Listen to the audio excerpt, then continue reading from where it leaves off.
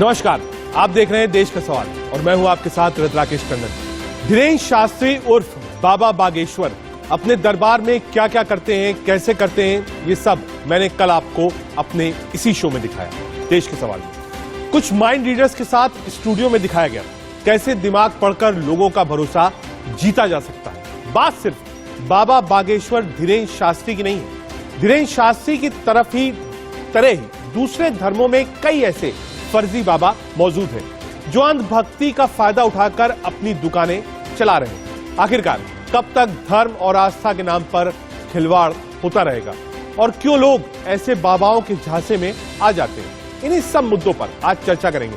लेकिन धीरेन्द्र शास्त्री हिंदू राष्ट्रवाद के मुद्दे पर क्या कुछ कह रहे हैं, पहले उसको सुनिए। बाबा के खौफ से ही सही सनातन विरोधियों की नींद उड़ गई। जय श्री राम। हाँ, और इतना चर्चा तो बनता है। और एक बात, आज सुभाष चंद्र बोस का जन्मदिन है। हम फिर कहते आज की कथा जहां से शुरू की थी, तुम मेरा साथ दो, हम हिंदू राष्ट्र देंगे।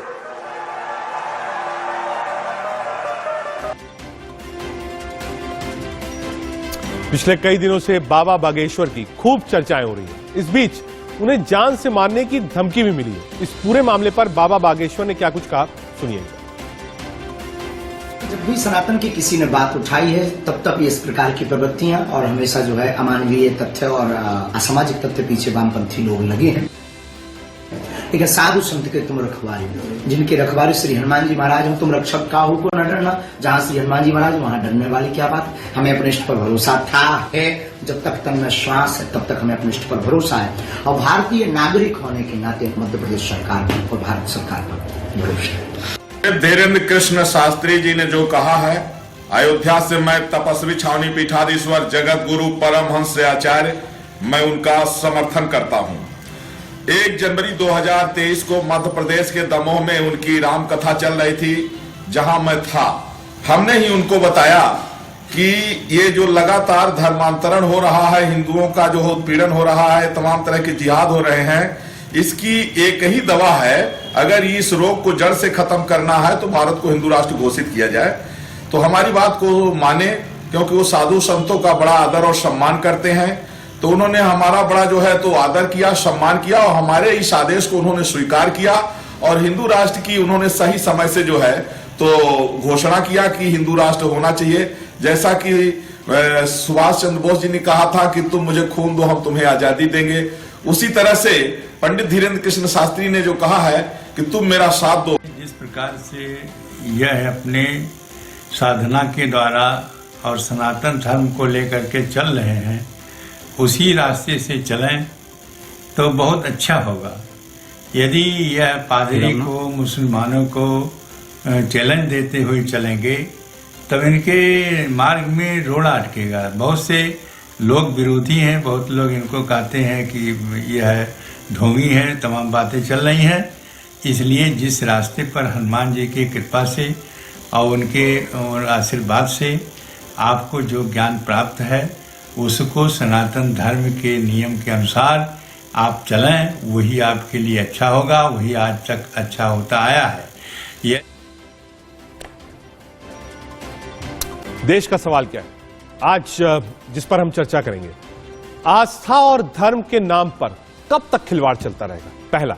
दूसरा, मजहब के नाम पर अंधविश्वास का खेल कब तक चलाएंगे बाबा। अंधभक्त कोई कैसे बन जाता है, इस पर चर्चा करेंगे। क्या धीरेन्द्र शास्त्री जैसे लोग अंधविश्वास का फायदा उठाते हैं। अंधभक्ति की अंधेर नगरी कब तक चलेगी। और सिर्फ बाबा बागेश्वर धाम नहीं है, कई ऐसे और धर्म है जहां पर इस तरीके की चीजें चल रही हैं। एक लंबा चौड़ा पैनल हमारे साथ होगा। हमारे साथ आलोक मेहता सर, हमारे एडिटोरियल डायरेक्टर जुड़ रहे हैं। साथ ही साथ मेहरुद्दीन रंगरेज, मुस्लिम धर्मगुरु हमारे साथ हैं। पवन सिन्हा सर हमारे साथ, हमारे हिंदू धर्मगुरु हैं। साथ ही साथ माधव बागवे, एग्जीक्यूटिव प्रेसिडेंट महाराष्ट्र अंधश्रद्धा निर्मूलन समिति भी हमारे साथ है। आलोक सर, आपसे ही शुरू करना चाहूंगा।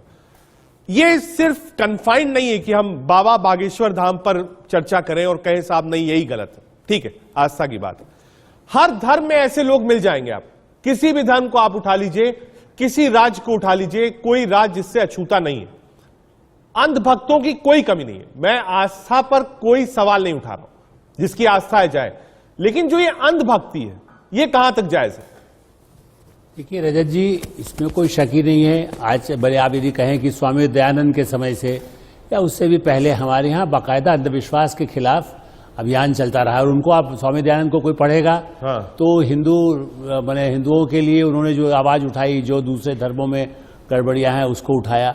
तो इस दृष्टि से सनातन धर्म का, जैसा आपने कहा और अपने चैनल ने लगातार 2-4 दिनों में जो बात की है, वो सनातन धर्म के कोई विरोध की बात नहीं है। लेकिन हाँ, ये जो अंधविश्वास की बात है, वो चाहे कोई झाड़ फूकने वाला हो या कोई ज्योतिष में आप देखें, भारत में आजादी के बाद सूर्यनारायण व्यास हुए उज्जैन के, सब जब वो उनको राजेंद्र प्रसाद राष्ट्रपति तक उनको मानते थे।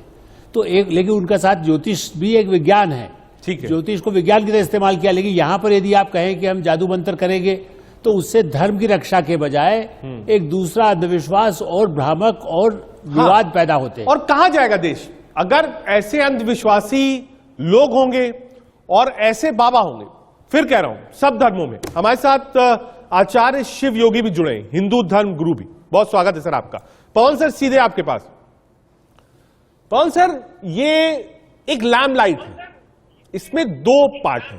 पहला, लोग कह रहे हैं सनातन पर ही हमला क्यों? एक पार्ट ये है कि साहब अगर कोई हिंदू धर्म को, सनातन को मानने वाला है और धीरेन्द्र शास्त्री जी उसको आगे बढ़ा रहे हैं, वो कह रहे हैं साहब आस्था का विषय, मान लो तो मानो, मत मानो तो मत मानो, मैंने कोई पीले चावल देकर तो बुलवाया नहीं किसी को। पहला पार्ट। दूसरा पार्ट, अब आप ब्रॉडर पिक्चर में देखिए तो साहब लोग ये भी कह रहे हैं कि सिर्फ आप इन पर ही हमला क्यों कर रहे हैं? कहा क्रिश्चियन मिशनरीज हैं, कई ऐसे मुस्लिम गुरुज हैं जो कन्वर्जन का काम कर रहे थे। हाल ही में हमने देखा था एक बड़ा रैकेट यहां से लेकर उत्तर प्रदेश तक का पर्दाफाश हुआ था। ऐसे सर्व धर्म में तो 2 चीजें हैं और दोनों अलग अलग हैं, लेकिन आकर एक ही चौराहे पर रुकती हैं। पवन सर, इस वक्त जो देश का माहौल है, उसमें लोग सनातन को लेकर बहुत पॉजिटिव हैं। हिंदू धर्म के लोग सनातन धर्म को लेकर बहुत पॉजिटिव हैं। काफी हद तक ये बात ठीक भी है, क्योंकि बहुत सारी ऐसी मजबूरियां झेलनी पड़ी है जिसकी वजह से आज ये लोग पॉजिटिव हो गए हैं और एक धार्मिक पुनर्जागरण हुआ है। और लोग यहां भी इस चीज को देख रहे हैं कि श्याम जी ने और उनकी टीम ने भी अनेक बार, चाहे वो ग्रहण का मुद्दा हो, ज्योतिष का मुद्दा हो, योग का मुद्दा हो, हमेशा प्रश्न चिन्ह खड़े किए। तो यहाँ पर जो धीरेन्द्र शास्त्री जी हैं वो सेकेंडरी हो जाते और यहाँ पर सनातन का मुद्दा प्राइमरी हो जाता है, धर्म की बात प्राइमरी हो जाती। और जैसे अभी आदरणीय आलोक जी ने कहा कि किसी भी धर्म में जब अंधविश्वास घुस जाएगा तो वह धर्म लगातार कमजोर होता जाएगा। और जो धर्म है, सनातन संस्कृति जिसे हम कहते हैं, इसमें अंधविश्वास की कोई जगह नहीं है। लेकिन एक ही जगह पर यदि हम बार बार फोकस करेंगे और उसको कहेंगे कि यहां अंधविश्वास है, लेकिन पंजाब में जो कुछ किया जा रहा है वो अंधविश्वास नहीं है, तो फिर संदेहास्पद व्यक्ति हो ही जाता है और लोग भी ज्यादा सतर्क हो जाते हैं। और उस वक्त समय भी ऐसा चल रहा है। 99 से लगातार हम चीजों को बिगड़ता हुआ देख रहे हैं सनातन संस्कृति के लिए, तो इसलिए लोगों में ये संदेह है। बाकी जिसको जहां जाना है जाए, जिसको जहां नहीं जाना है ना जाए। ठीक है, तो जरूरी तो है नहीं कि सब लोग सब जगह जाए। ठीक है पवन सर, 30 सेकंड की एक टिप्पणी धीरेन्द्र शास्त्री जी पर आप। जहां तक ज्योतिष की बात है या जहां उनकी सिद्धियों की बात है, सिद्धि होती है और मैं सिद्धियों के बारे में स्पष्ट राय रखता हूं कि सिद्धियां होती है और उनके पास भी ऐसी कोई सिद्धि हो सकती है। और जो वो राष्ट्र की बात करते हैं या सेवा की बात करते हैं, वो भी बहुत अच्छी बात है। हाँ, बस इतना जरूर मैं कहना चाहूंगा कि कुछ चीजें नितांत व्यक्तिगत होती हैं और उनको व्यक्तिगत रूप से ही कहना या मिलना चाहिए। जहां तक बात आती है किसी व्यक्ति को ठीक करने की, तो वो व्यक्तिगत रूप से ही ठीक किया जाए तो ज्यादा अच्छा रहे। ठीक है, मतलब आपका कहना है प्रचार प्रसार जो हुआ और जो उन्होंने किया वो गलत है, बाकी आप मानते हैं। ठीक है, हमारे साथ कथा का करें, राष्ट्रवाद का करें। ठीक है सर, ठीक है, हमारे साथ बहरुद्दीन रंगरेज साहब भी। रंगरेज साहब, सवाल यह भी उठा कि सिर्फ सनातन पर ही यानी धीरेन्द्र शास्त्री जी पर ही क्यों हमले हो रहे हैं? कई ऐसे मुस्लिम धर्म गुरु हैं जिन्होंने कन्वर्जन का काम किया है। हाल ही में हमने देखा था यहां से लेकर गाजियाबाद तक रैकेट चल रहा था। तो अंधविश्वासी तो वहां पर भी है और धर्म परिवर्तन का काम वहां पर भी चल रहा है, उस पर सवाल क्यों नहीं? देखिए रजत जी, मैं बार बार कह रहा हूँ, अगर धर्मांतरण अगर करा रहे हैं तो वो तो देखो जेल और सलाखों के पीछे हैं, मगर ये तो खुले आम देश के संविधान को और देश को कलंकित कर रहे हैं कि देश को हिंदू राष्ट्र बना देंगे, आप हमारा साथ दो। तो ये कौन सा नारा है भाई? ये कहां से, ये नौटंकी बाबा जो है, ये नौटंकी अपने धाम में करें, ये पूरे देश में देश का माहौल खराब करना चाहते हैं ऐसी बात कर देश के संविधान को कमजोर की बात करना चाह रहे हैं। तो ये नौटंकी जो अंधविश्वास इनका चल रहा है, इसकी पोल खोल तो हो चुकी है, अब लोगों में जागरूकता आ चुकी है, लोग समझदार हो गए हैं, अब इनके बहकाए में कोई नहीं आने वाला। इसलिए इंद्रेश कुमार जो है, जो आरएसएस के बताए जाते हैं कि प्रमुख नेता हैं उन्होंने भी इनका समर्थन किया। तो इसका मतलब कहीं ना कहीं ये राजनीतिक प्रोपेगेंडा है। इस ऐसा सगुफा छोड़ना चुनाव से पहले, क्योंकि अभी मध्य प्रदेश और राजस्थान में चुनाव होने वाले इसी साल, तो ये वहां के जो है स्टार बन जाएंगे और ये जो है वहां पे लोगों को, जैसे राम रहीम ने हरियाणा में हिंदू राष्ट्र वाली बनाने और गिराने की भूमिका रहती थी, ऐसी ही भूमिका। ठीक है। हमारे साथ फादर सुनील गजन भी है, उनके पास भी चलूंगा, लेकिन उससे पहले सीधे आपके पास आऊंगा। हमारे साथ मथुरा से गुरुजी जुड़े। मतलब एक बार गुरुजी, शिव योगी जी जो बात रंगरेज जी कह रहे हैं कि हिंदू राष्ट्र की बात जब आप करते हैं तो वो गलत है, वो हम नहीं मानेंगे, और चुनाव से सीधे जोड़ दिया गया है। एक बड़ा वर्ग ये कह रहा है कि क्योंकि ये सनातनी है इसलिए इतने लैमलाइट पर है और इसलिए दुनिया इनका विरोध कर रही है। आचार्य शिव योगी, ऐसा है, रंगरेज जी हिंदू राष्ट्र की अवधारणा को ठीक से नहीं समझते हैं। हिंदू राष्ट्र की अवधारणा को ठीक से न समझने के कारण हिंदू राष्ट्र का विरोध रंगरेज जी कर रहे हैं। यदि भागवत जी के बयान को पढ़ेंगे तो हिंदू राष्ट्र की क्या हमारी संकल्पना है उसके विषय में उनको समझ में आ जाएगा। और जहां तक तंत्र मंत्र का है तो किसी भी संप्रदाय में उन्मूलन के लिए है, उसे समाप्त करना चाहिए। मैं चाहे वह चैलेंज करता हूं, अगर आप में हिम्मत है तो करके दिखाइए हिंदू राष्ट्र हिंदुस्तान को, आप करके दिखाइए। 9 साल से आपकी सरकार है, समय आएगा चैलेंज करने की जरूरत नहीं है, धीरे धीरे अपने आप हो जाएगा।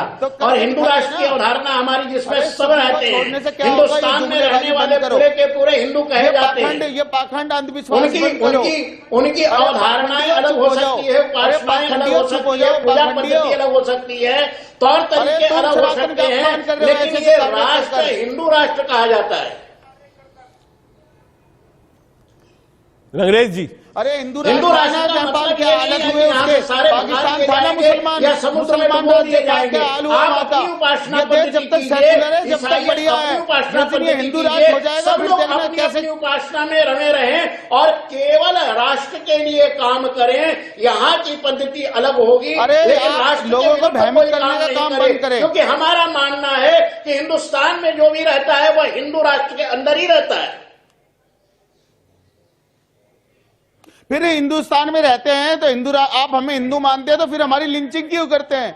हमें बार बार पाकिस्तान भेजने की बात क्यों करते हैं? फिर हमें क्यों मारा जा रहा है? सबसे ज्यादा जेलों में हम क्यों हैं? हमें तालीम से वंचित क्यों किया जा रहा? तो ये सब चीजें है ना, आपस में लिंचिंग नहीं करता है। लिंचिंग आपस में होती है राग और द्वेष के कारण, वहाँ व्यक्तिगत कारण होता है और वहाँ पर सांप्रदायिक कारण खड़ा कर दिया जाता है। कभी आपने कश्मीर में देखा कि हिंदुओं ने कोई नरसंहार किया हो? के नाम पे मुसलमानों के कत्लेआम की हिंदुओं बात का करते कोई इतिहास हो, बहिष्कार की बात करते हो, तुम्हें शर्म आनी चाहिए।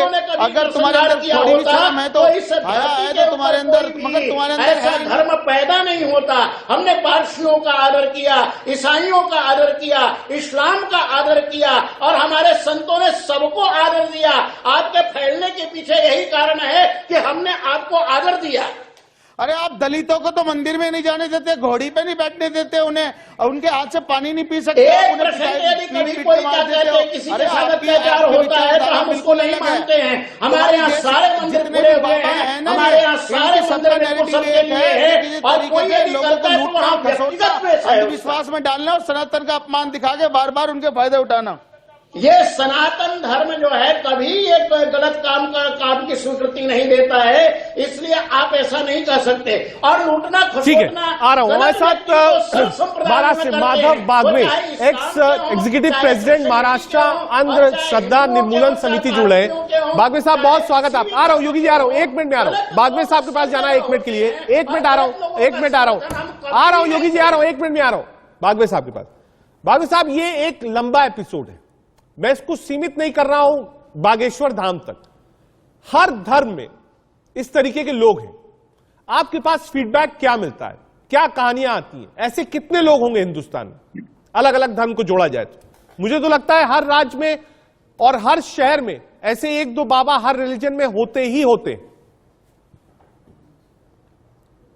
अंधविश्वास को धर्म जात पंथ नहीं होता, हर धर्म में अंधविश्वास है और पाखंडी बाबा भी है उसमें। ठीक है, हमारा श्रद्धा को कोई विरोध नहीं है, भगवान को कोई विरोध नहीं है, धर्म के खिलाफ भी हम नहीं, लेकिन भगवान धर्म और श्रद्धा के आके उनको सामने करके उसके पीछे धर्म के नाम पर, श्रद्धा के नाम पर और भगवान के नाम पर लोगों को जो ठकाया जाता है, उनका शोषण किया जाता है, उसके खिलाफ अंधविश्वास उन्मूलन समिति काम करती है। ठीक है, और इसके बारे में आप बोले जैसे हर धर्म में पाखंडी लोग हैं और उसको जात धर्म कोई नहीं होता अंधविश्वास के लिए, लेकिन अभी मैं सुन रहा था कि सनातन को ही क्यों टारगेट किया जाता है।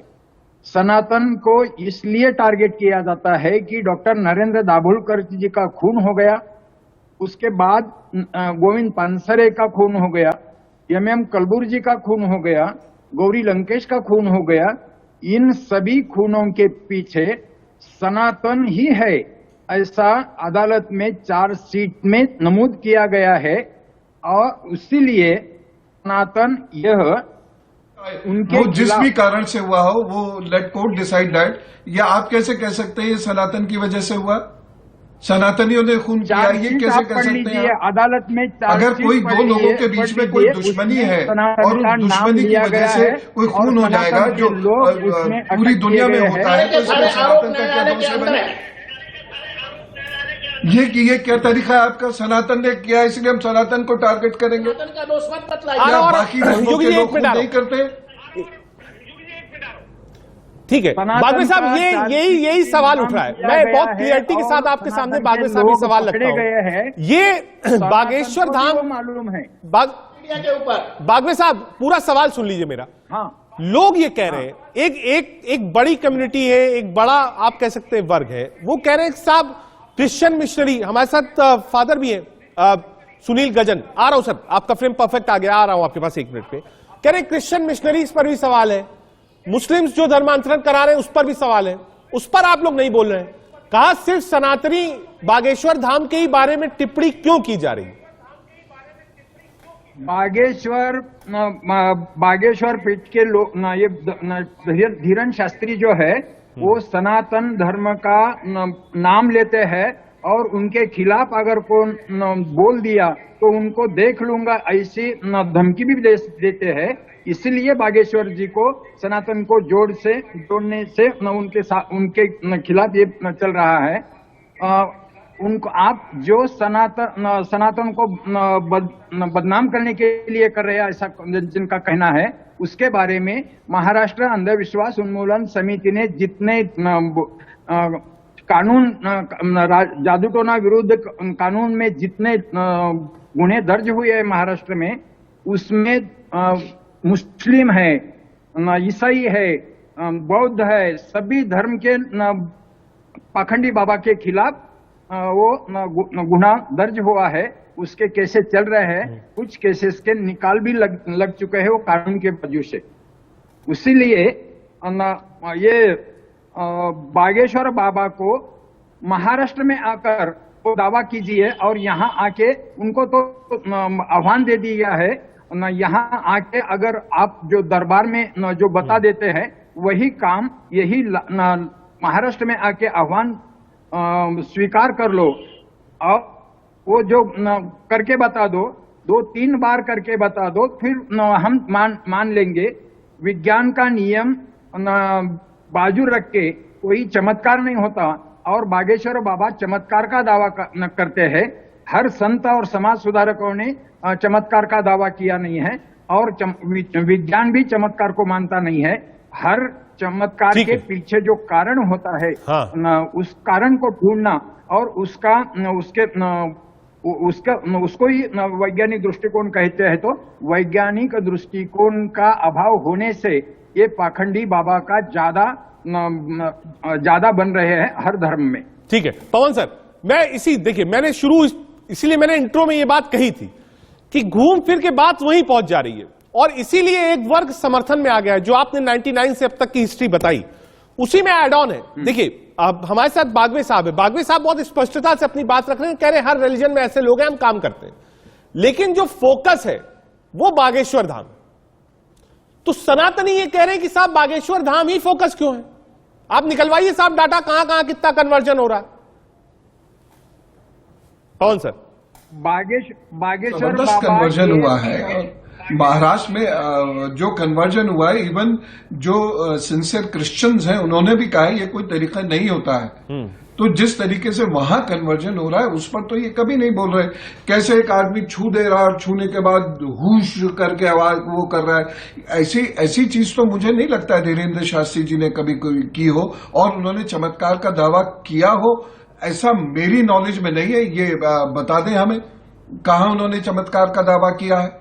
और चमत्कार एक ऐसा शब्द है जिसे सामान्य तौर पे हम लोग वैसे भी बोलते हैं कि वाह गजब नंबर लाए हो तुम मेरे बेटे, चमत्कार कर दिया तुमने। तो अब इसका मतलब कि उनको ये लोग उन्मूलन समिति में ले जाएंगे, ये क्या बात हुई? और फिर जब वो चुनौती दे रहे हैं तो जो वैज्ञानिक सो कॉल्ड हैं, तो वो लोग भी तो उस चुनौती को स्वीकार करें ना।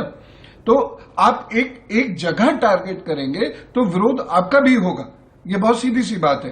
और हिंदू धर्म में, सनातन संस्कृति में बहुत सारे लोग ऐसे हैं जो वेदांत पद्धति के लोग हैं, वैदिक पद्धति के लोग हैं, जो चारवाक और आजीवक को भी मानने वाले लोग हैं। वो ऐसी बात कभी नहीं कहते, ऐसी बात कभी करते भी नहीं है। अब इन्होंने कहा कि 4 लोगों की हत्या हुई, या तो ये सनातन संस्कृति की वजह से, ये क्या मतलब है इस चीज का? कोई भी किसी भी धर्म में क्रिमिनल का कोई धर्म हम जोड़ने शुरू कर देंगे तो ये तो कोई बात ही नहीं हुई। इसका मतलब कि बाकी क्या जो रिलीजन है क्या वो क्राइम नहीं करते? माधव साहब कुछ बोलना चाह रहे हैं, कारण होते उसको धर्म से। माधव साहब आ रहा हूं, योगी जी आपके पास भी आ रहा हूं, अंग्रेज भाई आ रहा हूं। माधव साहब, सनातन संस्कृति की वजह से ये खून हो गए ऐसा मेरा कहना नहीं है। सनातन के लोगों ने ये खून किया है, सनातन के लोगों ने खून किया है। सनातन के लोग नहीं कह सकते सर, नॉमेनक्लेचर को आपको दुरुस्त करना पड़ेगा। आप अपने आप को साइंटिफिक कहते हैं, you must use scientific vocabulary also. ऐसे नहीं कह सकते आप सनातन के लोगों के। अब कल को कह दें हिंदुओं ने खून किए, परसों कह दें कि मुसलमानों ने खून किए, फिर कह दें क्रिश्चियंस ने खून किए। तो उनको किसी संस्कृति के साथ क्यों जोड़ना? क्राइम है, क्राइम के बहुत सारे कारण हो सकते हैं, उसको वहीं तक रहने दीजिए। क्रिमिनल बोलिए ना उनको। हम जोड़ते नहीं है, वो खुद कहते हैं कि हम सनातन धर्म के हैं। मैं तो कभी ऐसे बोलता ही नहीं, आप ही ने जोड़ा। ठीक है योगी जी, सनातन पर सवाल है। कोई खून नहीं हुआ। योगी जी, आचार्य शिव योगी जी, ऐसा है कि जो ये वक्तव्य दे रहे हैं इससे इनकी मंशा उजागर हो रही है कि ये सनातन को ही केवल टारगेट करते हैं। वस्तुतः अन्य किसी का नाम लेने का साहस इनके अंदर नहीं है। न इस्लाम का नाम ले सकते हैं, न ये ईसाइयत का नाम ले सकते हैं, क्योंकि ये जितनी संस्थाएं उनको टारगेट कर रही है सब प्राय पेट्रो डॉलर से संबंधित है। ये बहुत बड़ा एक रहस्य है। जिस दिन धीरेन्द्र शास्त्री ने कन्वर्जन को रोक दिया, धर्मांतरण को रोक दिया, उसी दिन हमने उन लोगों को कहा था, धीरेन्द्र शास्त्री के क्योंकि मंच पे आए थे हमारे गुरुदेव के, तब भी हम लोगों ने कहा था कि अब सावधान हो जाओ, आपके ऊपर आक्रमण होने वाला है। ये मामला बड़ा गहरा है, इसकी जड़ें बड़ी गहरी है। और धीरेन्द्र शास्त्री ने कोई चमत्कार का कभी दावा नहीं किया, कभी ये नहीं किया कि ये मैं करता हूं, ये तो हनुमान जी की कृपा है, वो बार बार कहते हैं। ठीक है बागवे साहब, क्या सारा मामला ठीक है? योगी जी, मैं इसको आगे लेकर चलता हूं। बागवे साहब, माधव बागवे सर, क्या ये मामला धर्मांतरण से जुड़ा हुआ है? बार बार घूम फिर के मामला धर्मांतरण पर रुक जाता है जाकर, और जब आप कहते हैं कि हाँ ये बाबा गलत है, तो लोग कहते हैं ये धर्मांतरण को रोक रहे हैं इसलिए गलत है। जो अभी योगी जी ने देखिए कहा,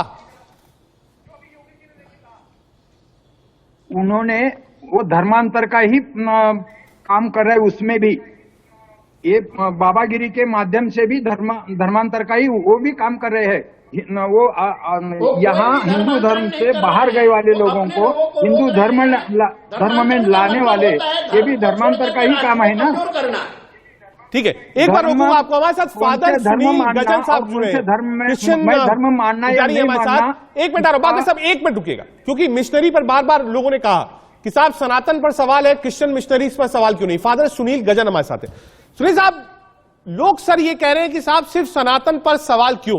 क्रिश्चियन मिशनरीज के भी वीडियो हैं, यूट्यूब पर है, ट्विटर पर, सोशल मीडिया पर चल रहे हैं, कहा वहां पर सवाल क्यों नहीं उठाया जा रहा है, जो बिल्कुल शिद्दत से लगे कन्वर्जन कराने में?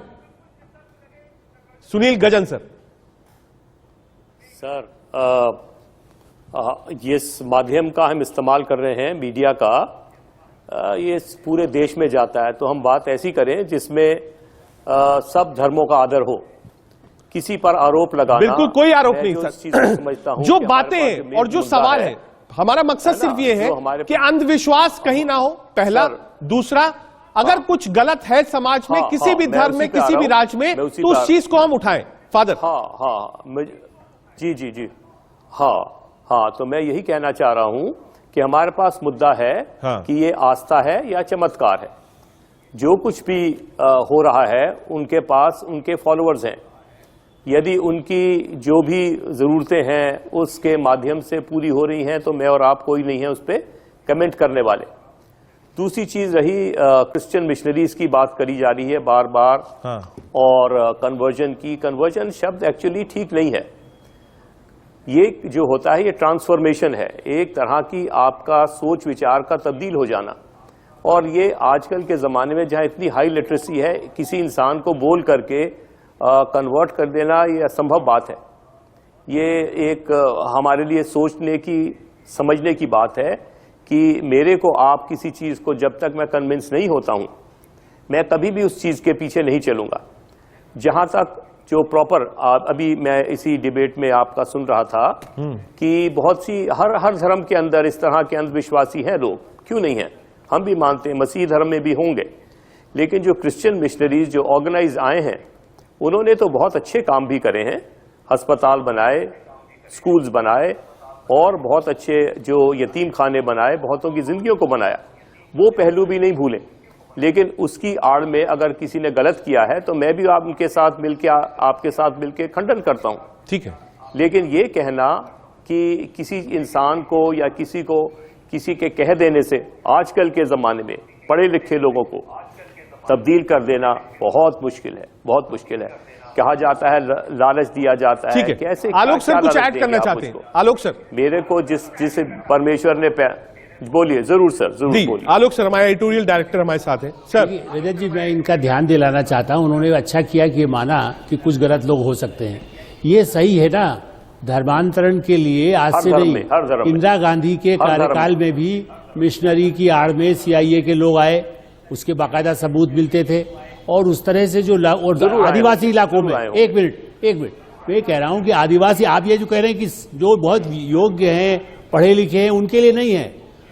जो असली चिंता है वो, चाहे वो किसी धर्म के नाम पर हो या पाखंड अंधविश्वास के नाम पर हो, लेकिन आदिवासियों को भ्रमित करके, धर्म का चोगा पहना करके, चूंकि आदिवासियों को शायद एक आस्था हो जाती है कि चलिए आप भी वही तरीका अपना रहे हैं, झाड़ फूक कर रहे हैं, कुछ जादू मंत्र दिखाते हैं, तो वो मिशनरी की तरफ भी चले जाते हैं। वो दूसरे कोई, जब लोग जो इस्लाम के नाम पर जब करते हैं कि कोई प्रलोभन दे करके या शादी करा देंगे, ये करा देंगे, और उनके नाम पर भी उनको करते हैं, या अंधविश्वास से कहते हैं तुम्हारा इलाज ठीक हो जाएगा। तो ये सब जो आदिवासी इलाकों में हो रहा है, असली खतरा इस बात का है। ठीक है, ऐसे कई वीडियोस हैं सोशल मीडिया। फादर एक बार आप रिप्लाई कर दीजिए। आलोक सर। सर, मैं आप जो बात कह रहे हैं आदिवासी एरियाज की, जरूर मैं गवर्नमेंट की जो इंटेलिजेंस रिपोर्ट को चैलेंज नहीं कर रहा। इस तरह की, जैसा यहीं की डिबेट से मैंने क्लू लिया है कि हर धर्म के अंदर लोग ऐसे होते हैं। आपने कहा CIA आई, ये आई, जरूर आए होंगे, नहीं तो उनके ऊपर क्यों इस तरह का सरकार निर्णय लेती। कहने का मतलब यह है कि यहां पर हम आस्था और चमत्कार की बात करें, मैं जिस मुद्दे पर टिकना चाहता हूं, है ना।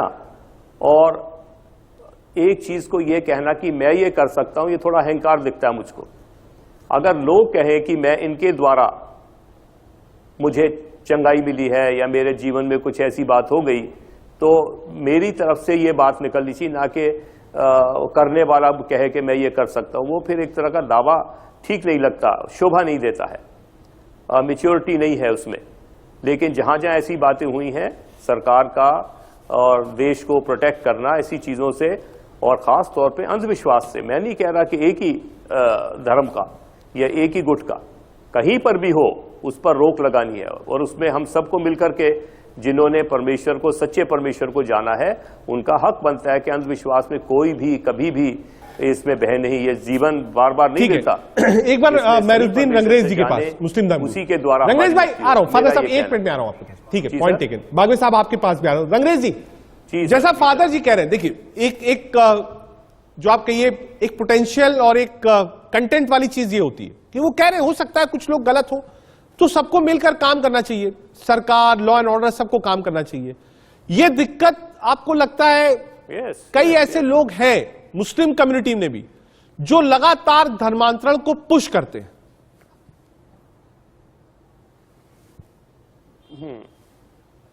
रंगरेज जी, सॉरी, एक बारी मेरे से पूछ रहे हैं आप? नहीं, रंगरेज जी हमारे साथ, मुस्लिम धर्मगुरु मेहरुद्दीन रंगरेज जी जी जी जी जी मैं कह रहा हूं, अगर कोई भी धर्मांतरण का काम करता है उसके खिलाफ देश के संविधान में और देश के कानून में उनके खिलाफ IPC की धाराएं हैं, वो उन पे लगती हैं और वो जेल भी जाते हैं जो लोग ऐसे गलत काम करते हैं। मगर ये तो बाबा जो है ये धाम वाले, ये तो खुलेआम लोगों का धर्मांतरण करा रहे। इनके खिलाफ तो पुलिस कोई कार्रवाई नहीं कर रही, ना सरकार कर रही, ना प्रशासन कर रहा, और वो खुलेआम हिंदू राष्ट्र की बात कर रहे। अगर यही बात अगर कोई मुसलमान करने लगे कि हाँ ये देश जो है मुस्लिम राष्ट्र होना चाहिए, तो अभी तक उसका क्या होता, ये तो आपको भी मालूम है, हमें भी पता है कि वो अभी तक जेल में होता। मगर ऐसे लोगों को कौन संरक्षण दे रहा, कौन उन्हें पीछे से पुश कर रहे हैं, कौन कर रहा है ये लोग, ये कौन है? आप अपने कौन है ऐसे लोग? इन्हें चिन्हित करना चाहिए और हिंदू समाज को बहिष्कार करना चाहिए। योगी जी, बाबा घर वापसी करा रहे हैं, अगर मुसलमान कराते हैं तो वो क्या होती है? अरे जिहाद कर रहे हो आप जिहाद कर रहे हो, जिहाद, तुम जिहादी हो, जिहाद कर रहे हो, धर्मांतरण कराते हैं, घर जिहादी हो आप, जिहादी हो, जिहाद कर रहे हो आप जिहाद कर रहे हो। हमारे यहाँ जिहाद, हिंदू जिहाद कर रहे हो आप। जिनके यहाँ जिहाद होता है वही जिहाद करते हैं। नहीं आप कर रहे हैं, ऐसा कर रहे हो, कोई आपके काम खिलाफ शासन धर्मांतरण का नहीं प्रशासन किया है। चुप बैठा धर्मांतरी है, ने खामोश बैठा है शासन प्रशासन। अपना काम मुझे शर्म आ रही है, किस बातों में डिबेट हो रही है आज हमारे देश में, घर वापसी करते हैं, डिबेट होने जो के हमारे बजाय आज हिंदुओं हम में किस से पर निकल करके और अन्य धर्मों मैं के उस अंदर शख्स का लोग नाम भी गए लेना नहीं चाहता अपने उनको मुंह से। अपने घर वापसी करते हैं। घर वापसी को धर्मांतरण नहीं कहते हैं। किसी बल से, किसी पैसे ये सरकार से, किसी पता लोगों लगाएगी से और शासन और प्रशासन किसी का कारण क्या से गलत है क्या उनको नहीं है। दूसरे आप धर्म में जो ले जाना, घर वापसी ये की बात कर धर्मांतरण रहे हैं, होता है। इसे भी जिहादी अपने कहते घर हैं। में लौटाना, इसको हम घर वापसी कहते हैं। और धीरेन्द्र ब्रह्मचारी इसी कार्य में लगे हैं और इसलिए इतनी सारी संस्थाएं मिलकर के उनका विरोध कर रही हैं। 99 में करते रहे। देखिए हम तो साफ कह रहे हैं इसके खिलाफ एक बार माधव बागवे जी के पास जा रहा है, कार्रवाई होनी चाहिए और बाबा को जेल में डालना चाहिए। ठीक है माधव बागवे साहब, ये एक बार स्क्रीन पे माधव बागवे जी को रखिएगा। माधव बागवे साहब, ये जो एक नरेटिव, आप कौन होते हैं बाबा को जेल में डालने वाले? ठीक है, आ रहा हूं युगी जा रहा हूं माधव बागवे जी के पास। माधव साहब, ये काम अच्छा है जो महाराष्ट्र अंधश्रद्धा निर्मूलन समिति कर रही है, ये एक अच्छा काम, एक अच्छे कॉज का काम। इसमें जो पैरामीटर्स हैं वो क्या होते हैं? 3 पैरामीटर्स।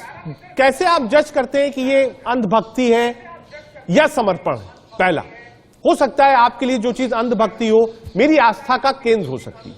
कितनी देर के लिए? सिद्ध, सुनिएगा बागवे साहब, इस देश में करोड़ों मंदिर हैं, लेकिन कई सिद्ध मंदिर हैं कई प्रसिद्ध मंदिर हैं।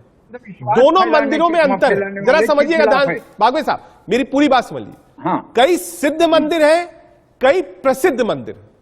प्रसिद्ध मंदिर में भी करोड़ों लोग जाते हैं, सिद्ध मंदिर में भी करोड़ों लोग जाते हैं। ये आस्था अलग अलग है।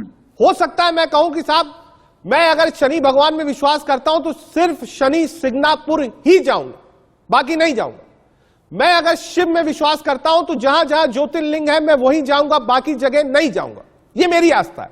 लेकिन यह भी हो सकता है कि एक हाईवे पर एक पत्थरनुमा शिवलिंग है और उसकी पूजा करनी शुरू करी और वहां लाइन लगना शुरू हो गई, उसको भी लोगों ने शिव मान लिया, पूजा शुरू हो गई, जल शुरू हो गया, फूल शुरू हो गई। तो यह पैमाना कैसे अलग करेंगे आप? मैं आपसे थोड़ा समझना चाहता हूं बागवे साहब। नहीं, मुझे ऐसा लगता है कि हम श्रद्धा के खिलाफ नहीं है। श्रद्धा के नाम पर एक मिनट आपको रोकूंगा। एक खास मेहमान इंडिया न्यूज पे इस वक्त हमारे साथ हैं। हमारे साथ अभिमितेश्वरानंद जी शंकराचार्य जोशीमठ से जुड़ रहे हैं। बहुत स्वागत है आपका गुरु जी, बहुत प्रणाम।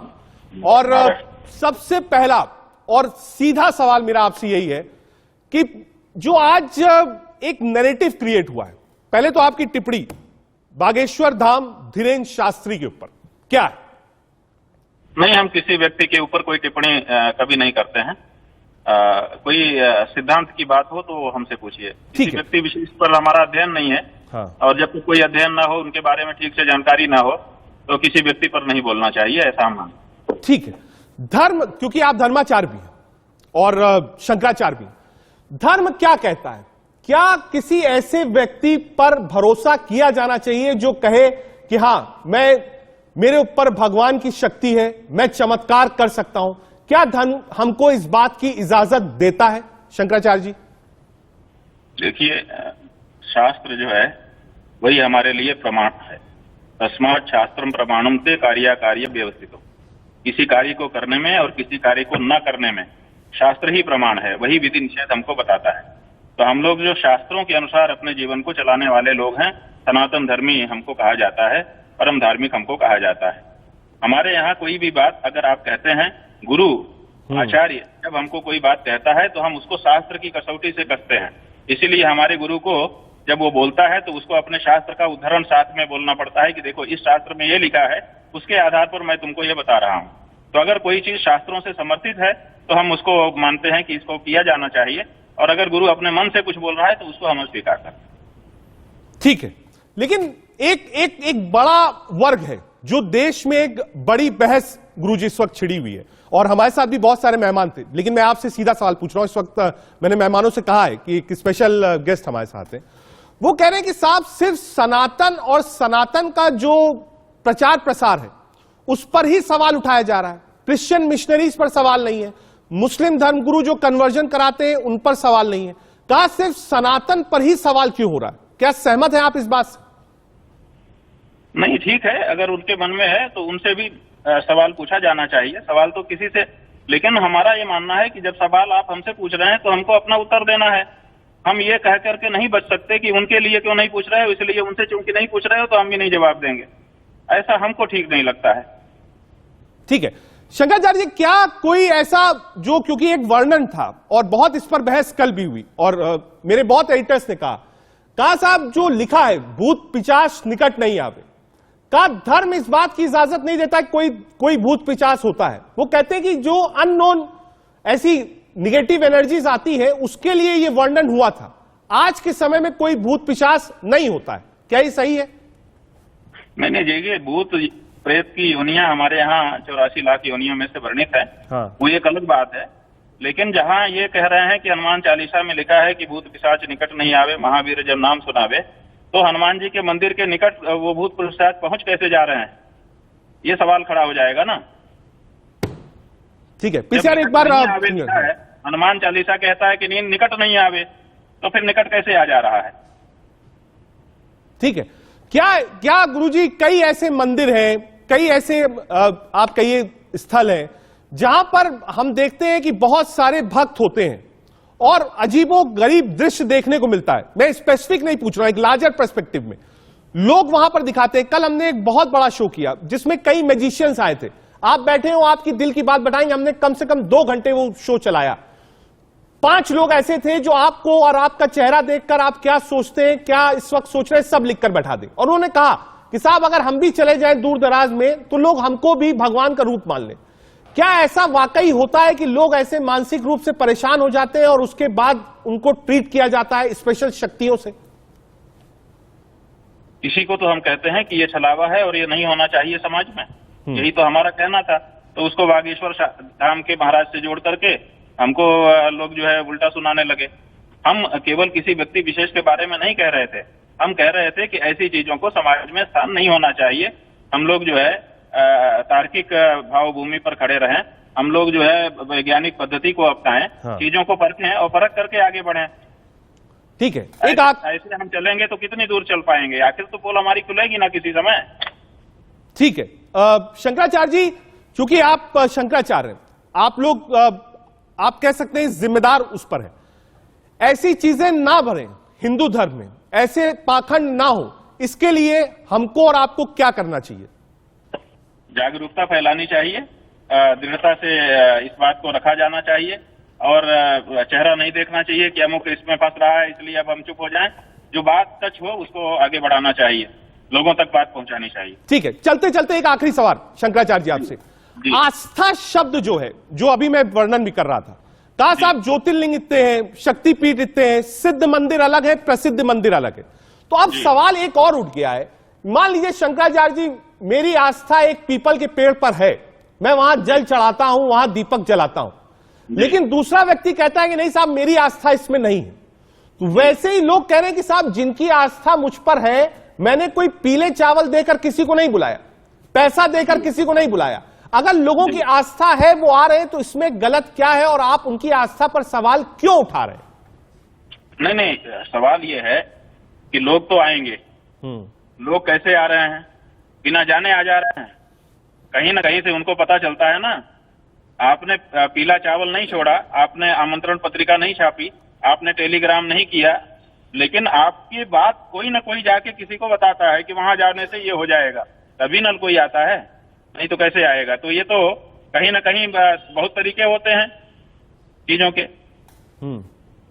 ठीक है, क्या आप मांग करेंगे सरकार से कि इस तरीके के जो बाबा चल रहे हैं कम से कम उस पर रोक लगाई जाए, जिससे अंधविश्वास रुके? लॉ एंड ऑर्डर तो सरकार के पास होता है राज्यों में, कम से कम ये चीजें रुके। नहीं, हम चाहते हैं कि इस पे जागरूकता फैलाई जाए, सरकार इस पर भी काम करे और हम धर्माचार्य भी मिलकर के काम करें। ये जो बागेश्वर वाले महाराज हैं, इनको भी हम लोग चाहेंगे कि ये भी इस मुहिम में हम लोगों का साथ दें और सब लोग मिलकर के अंधश्रद्धा को भगाएं और तार्किक भावभूमि पर खड़े हों, ताकि हमसे जब कोई चर्चा करे तो हम उसको जवाब दे सकें। और ऐसे पाखंड से और ऐसे छलावे से हम कितनी दूर तक अपने धर्म को ले जाएंगे? ज्यादा दूर तक नहीं ले जा सकते हैं। इसलिए ठोस आधार हमारा होना चाहिए, हमारी बात का होना चाहिए, ऐसा हमारा मानना है। बहुत शुक्रिया अभिमुक्तेश्वरानंद जी, शंकराचार्य जोशी मठ से जुड़े थे, बहुत शुक्रिया आपका, आपने बेबाकी से बात की और बताया कि ये जो अंधविश्वास है इसको हटाना चाहिए। सीधे पवन सर आपके पास, आपने सुना अभिमुक्तेश्वरानंद जी को, वो कह रहे हैं कि साहब ये छलावा है, इसको आपको हटाना पड़ेगा और कहा कि मिलकर काम करना पड़ेगा इसके लिए। उनकी बात, वो हमारे पूजनीय शंकराचार्य जी हैं, तो उनकी बात तो महत्वपूर्ण है ही। अगर ये सिद्ध हो जाता है कि ये छलावा है तो उसको, इसके खिलाफ हम सब लोग भी, मैं भी खड़ा हूंगा, लेकिन ये सिद्ध करना पड़ेगा, क्योंकि वो जिस पद्धति से कार्य कर रहे हैं वह पद्धति छलावा है, ये इसी को सिद्ध करना पड़ेगा। कई बार ऐसा हुआ है कि बहुत सारे पत्रकारों ने ऐसे बहुत सारी चीजों का भंडाफोड़ किया है और पुलिस ने भी अपना काम किया है, न्यायपालिका ने भी अपना काम किया है। तो यदि ऐसा कुछ भी प्राप्त होता है तो बिल्कुल जैसा उनका आदेश है वैसा हम करेंगे। ठीक है, पीसीआर एक बार माधव बागवे साहब हो तो एक बार कनेक्ट करिएगा। ठीक है, आलोक सर आपने भी सुना शंकराचार्य जी को, उन्होंने कहा साहब ये छल छलावा इसको धर्म से अलग करना पड़ेगा और उन्होंने कहा भी कि हम इसकी शुरुआत करेंगे, इस पर काम करेंगे। बिल्कुल रजत जी, मेरा ख्याल है शंकराचार्य जी ने बहुत ही संतुलित ढंग से बातें कही है। एक तरफ वो सबके धर्म के लिए पक्ष में है, लेकिन उनका ये मानना है कि ये अंधविश्वास फैलाने का या कोई तरीका ये जो बहुत गलत है और इस पर सबको मिलकर के कार्रवाई करनी चाहिए, इंक्लूडिंग सरकार। देखिए ये सब बातों को लेकर शिकायतें आए, बाद में कोई मामला, कोई स्कैंडल निकल करके सामने आ जाए कि क्या होता था, कैसे लोग लाए गए, ये सब बाद में उन सब की विश्वसनीयता, यदि वहाँ कोई नेता जाता है, यदि पत्रकार जाते हैं, यदि हम लोगों में से भी कोई उस प्रचार को बढ़ाने भी करते हैं तो एक अपराध साबित हो जाएगा।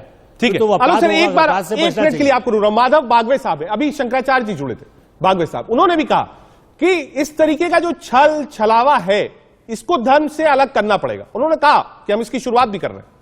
बागवे साहब, नहीं, धर्म से, धर्म को हम विरोध नहीं करते, लेकिन धर्म के आड़ आके ऐसे पाखंडी बाबा अगर उसमें ज्यादा फैलाव करते हैं तो उसके खिलाफ है। मुझे एक सवाल है सभी लोगों को, हाँ। कि वो धीरेन बाबा के या बागेश्वर बाबा के अपने सभी ने वीडियो देखे होंगे। अभी वो क्या करते हैं कि उनके दरबार में आए किसी लोगों को, हेलो, हाँ बोलिए सर, बोलिए, किसी को उठाकर उसका नाम बता देते हैं, उनका सभी बायोडाटा बता देते हैं, उनका जो बीमारी है वो बता देते हैं, उसके ऊपर क्या करना वो बता देते हैं। मुझे सरकार से और आप सभी से सवाल है कि डॉक्टर दाभोलकर का खून हो गया, पानसरे का खून हो गया, उनका खून किसी ने किया, ये बता दो और उसके ऊपर कार्रवाई करना चाहिए सरकार ने। ठीक है, एक बार पवन सर रिप्लाई कर दीजिएगा। पवन सर